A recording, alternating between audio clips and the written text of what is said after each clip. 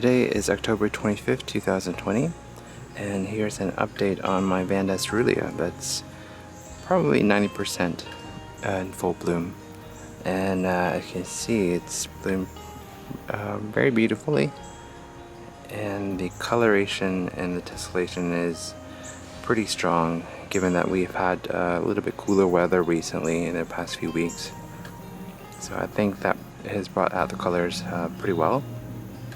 Unfortunately, you can see here I'm actually at a weird angle, but the flower spike actually kind of snapped, presumably last night, because we had a few days of thunderstorms.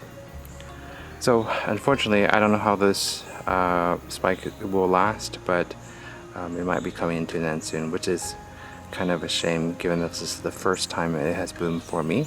We only have one bud that's not open yet, but because of the broken spike, we kind of have to shoot the camera from the bottom up, which kind of looks strange, but it is what it is, unfortunately. And here we have an update on the biggest orchid in my orchid collection. This is that Vanda no ID that has bloomed out, but now has been starting to fade. So I think I'm going to chop off the spike today. Hopefully that will help it recover a little bit. And then because this particular orchid is so big and very prone to tipping, I think I need to make something to help keep it upright and hopefully it doesn't knock things over, because earlier this morning when I had it here, it kind of knocked my aloe over, and that's why you see there's a pile of top dressing there.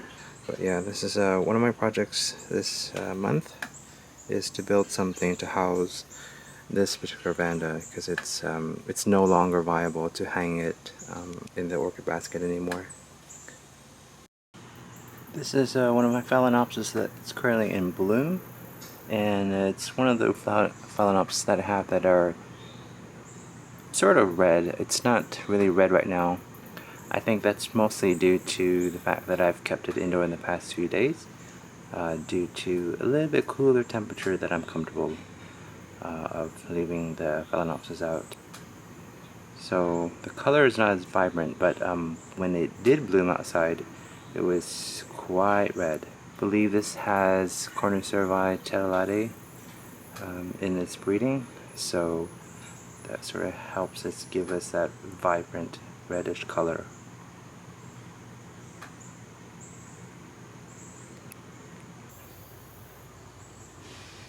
And here we have an awesome display of my hieroglyphica. This is Phalaenopsis hieroglyphica. I wasn't really expecting it to bloom this early, but I mean, what can you do? So yeah, we're working with, I want to say about 27 blooms this year, which has been what it's been averaging. Although I think it did skip one blooming year. But anyways, this is one of the Phalaenopsis that blooms on older spikes. And if I can get it in focus, I'll show you one of these older spikes. Yeah, the markings are pretty strong, and I love this cluster over here. We got a few more buds that are not yet open, so the count may be still increasing. I know this particular spike up here, it's just starting to elongate. So we've got some blooms that may happen over the next few weeks or so.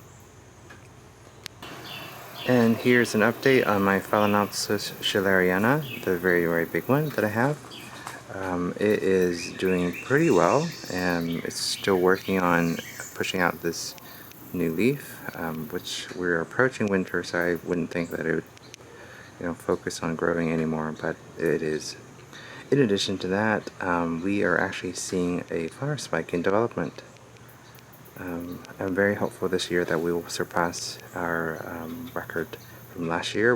I think it was, the final result came out to be like 70, I think. So yeah, hoping for anything better than 70. And last but not least, this is my Lockardia, still currently in bloom, as you can see. This is one of the surprises of 2020 that I have. Today is January 5th, 2021, and we're inside my grow space right now in the basement. Most of the plants have been moved indoors, so I'm going to give you guys a quick tour of everything and see what's going on. Alright, so starting off the tour is my first plant. It's going to be featured. This is the Adenium obesum, I forget. Anyways, it's growing on here on the table. It's doing okay, I think. I don't know, it's trying to bloom, but nothing is happening yet. We are in the midst of orchid remossing, the neos. So I got one right here getting prepared to be remossed, and we have clean pots here with all the materials on the floor here. And new this year is all my fruit trees. They've been moved indoors. These are tropical fruits, except for the fig that you see here. That's lemon tree. I call it Kevin. And right next to it is a, let me move closer so you can see, is a dragon fruit that started from seed. It's gotten quite tall, so I've built this trellis to help it situated a little bit better. But yeah, the fruit trees right here is a fig. It's actually from a cutting from one of my mom's plants. It's gotten quite big now. That's a sapodilla down here. It's getting taller.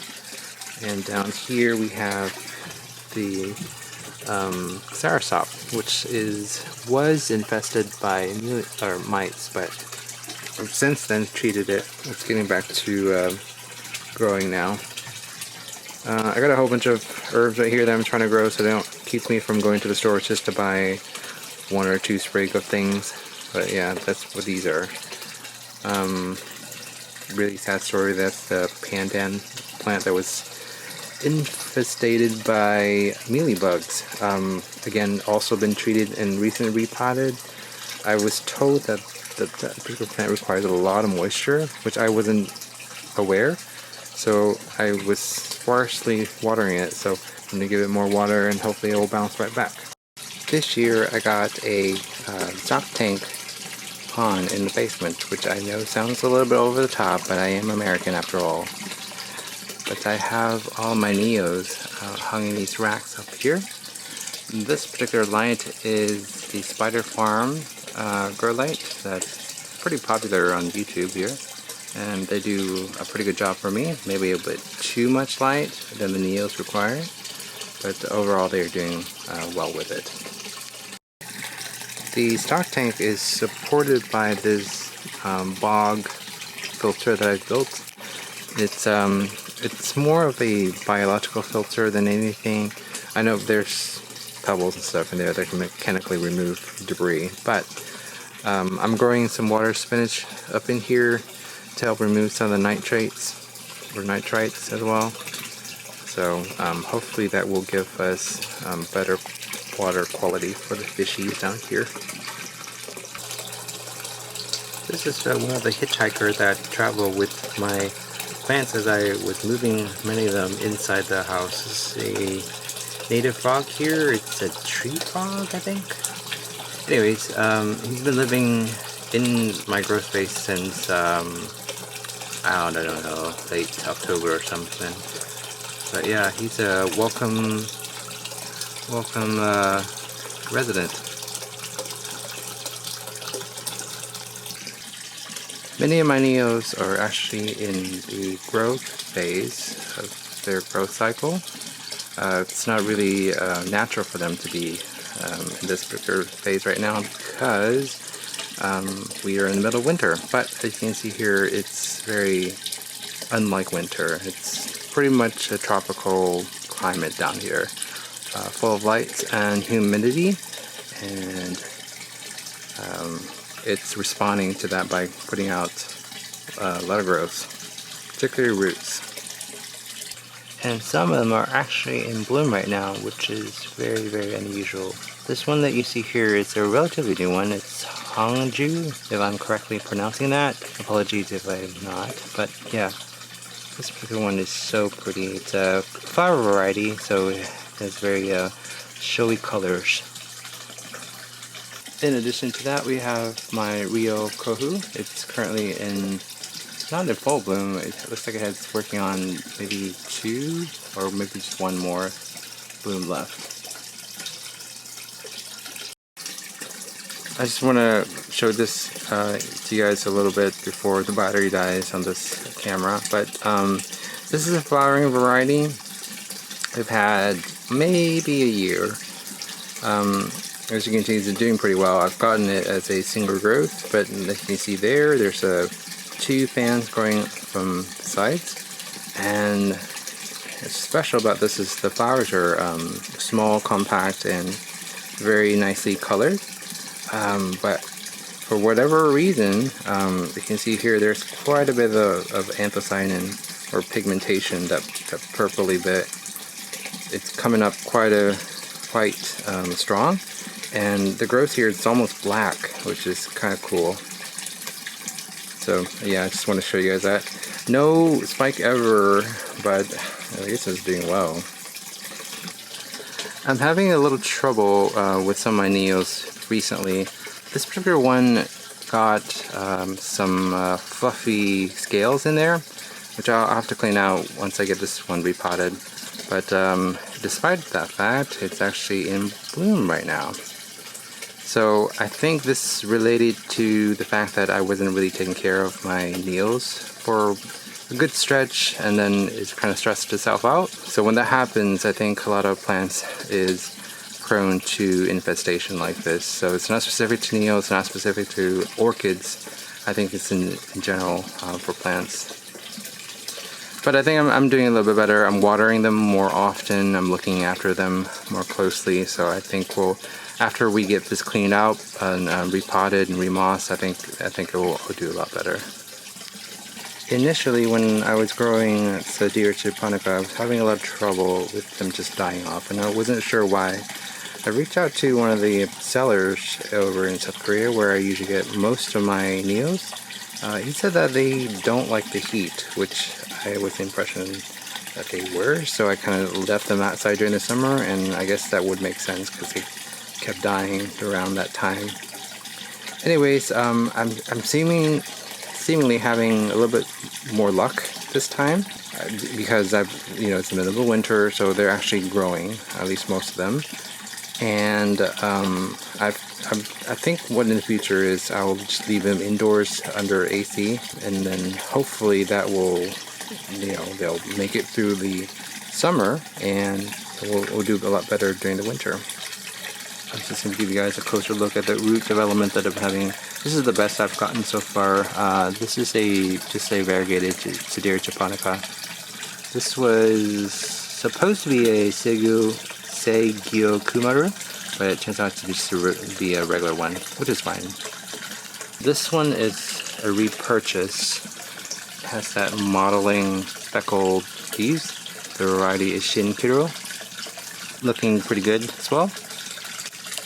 That one is a Nakafu variegation variety. And over there we just have a variegated Minmaru. That one I couldn't figure out where to put this because I kind of ran out of these racks, but this is a Tamakongo Shima. It has potential to become variegated, but nothing yet. That big guy right there, the orange guy, his name's Carlos. He's an obnoxious koi fish. I really shouldn't keep the big ones in with the ranchus that I have, but unfortunately I don't have another home for it. What's bad about it is that when it feeds or when it swims, it kind of displaces a lot of water, and these ranchus are not exactly the most stealth fish ever, so they're pretty clumsy. With that giant fin there, they can displace a lot of water, and it kind of pushes sometimes the ranchu tumbling out of the way, which I kind of feel bad for it. But for the most part, Carlos is somewhat well behaved. I just need to give it a lot of food, I guess. So most of my cactus and succulent collection is here. Some of the bigger ones are dispersed throughout the house in the upper floors, but these are the ones that I have to show. If I have a chance, I'll show the bigger ones as well, if we ever come to it. Yeah, so most of these are doing pretty well. I do have a slight problem with oxalis growing everywhere.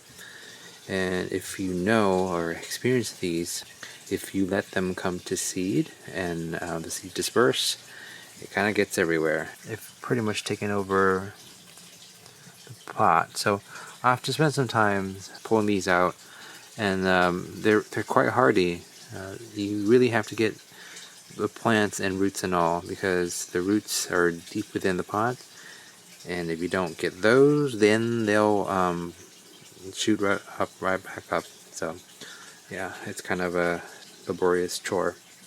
Oh, this one is a Cryptobellum. It's doing really well now. Now it's in winter. It's a little bit cooler. So it's chucking out a couple babies on the bottom beneath there. The leaves are getting better. They are supposed to get much bigger than this, but had a really bad growing year. So that's the size we're getting, but we're getting back to better. This one is a Echeveria monoceratus. That's looking pretty good. We got one leaf that's variegated there, but that's about it. This guy is something Echeveria Goldwyn. It's pretty much taken over the pot now. I've got to find a new one that's bigger to accommodate it, along with its offsets. It's currently in spike right now. It's really neat. Variegated jade plant. Leaves are kind of still weird, but there's a new flush of growth that's looking a lot better. That one was just recently repotted, just this tall terracotta. The new growth is looking pretty good on top. I'm trying to stay on top of the watering. I think most people during the winter, they cut back the watering quite a bit, but for me, I don't do that because I have them grown under LEDs, and the temperature is pretty much like spring, so they continue on growing. So I have to really maintain watering and fertilizing and everything, and they just keep on going. That one is a Domino's cactus that's currently in flower bud at the moment. So it has an offset over here that I probably need to remove, and then recently put out another one on this side. Let's see what else. This guy. I don't know if you can see well in here. This is a variegated Cotyledon obriculata, sorry. It's doing well. Some of my lithops are not doing well, like this one. This is Coras montana. I think it's gonna give up the ghost there. This one, its partner died, but the other one's still good. This one is doing okay. Oh, we have a Crassula moonglow that's variegated. Had quite a bit of rot periodically, but it's starting to put out new growths, or new set of leaves, which is good. And waking up from seems like almost 2 years of dormancy. This is Pachypodium brevicale, sprouting 2 leaves there, and that's pretty much, that's all I'm going to get, I think. And here we have a variegated Pachyphytum ovivarum that's variegated, looking really nice and tall. Sorry, I had to stop the camera for a moment to reposition this guy because it's growing at a weird angle. So I had to reposition the pot to show on the camera a little bit better. This is my Graptopedilum superbum that's variegated. It's looking really awesome. and it's grown out that way. I don't know why it's doing that, but I'll just let it be. And it's looking like I need to repot it soon into a bigger pot, but I don't know. Some of these could use a bigger pot, but I think I'm going to wait until maybe in the spring. Especially my euphorbia here. It's the variegated lactea, I think. Yeah, I think I'm going to have to give it a bigger room, and potentially have to cut some of these off just to make it look neater, and maybe stake it so it can have a little bit more support. Check out this one. This cactus is growing kind of weird. It's getting bigger on the top, and so if I don't stay on top of the watering, what it does is it'll flop over and hit that guy over here. I think I need to do something about it. A friend of mine suggested cutting it off midway and repot it, which I think is a pretty good idea. Again, that's probably something that I'm going to reserve later in the spring. But yeah, that's pretty much an overview of my cacti and succulent collection. So in this area, it looks pretty messy, so I really need to spend some time to clean this up, but this is just some random plants that I just kind of put together over here.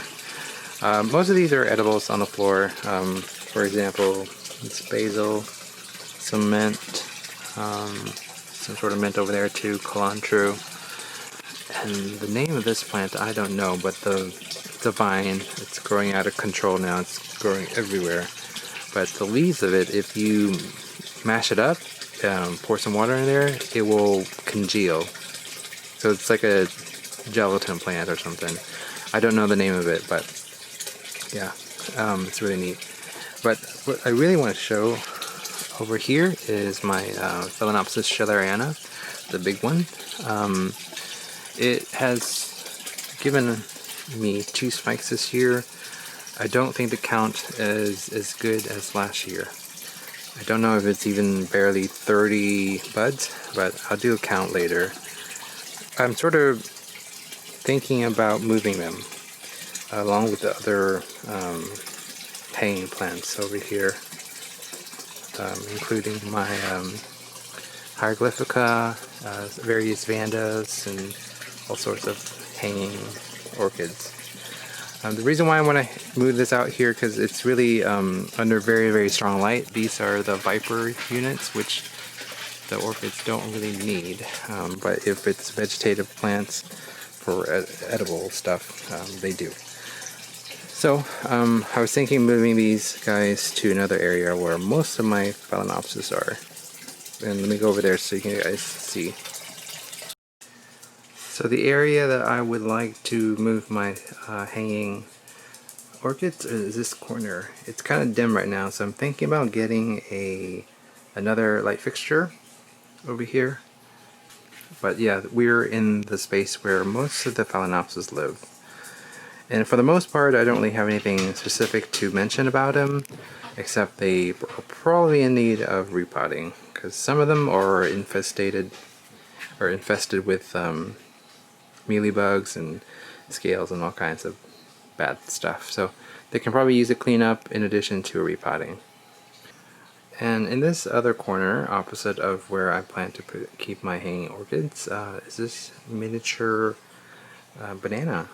It's the first time I've had one, and it's been grown so much. It's been less than a year, and I've already had babies developing at the base, but it's probably not doing well down here because there's not enough light. But yeah, that's really neat. I just want to show you guys that.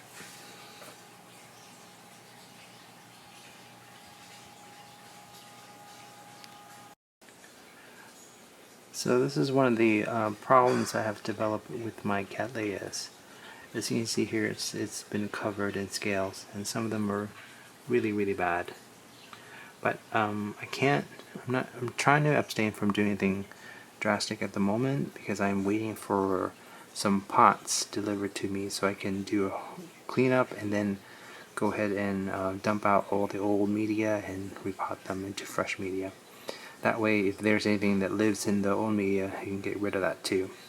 So hopefully in the next few days we can take care of that. But on the most part, it's just really sad story with my cats, especially that one that's really bad.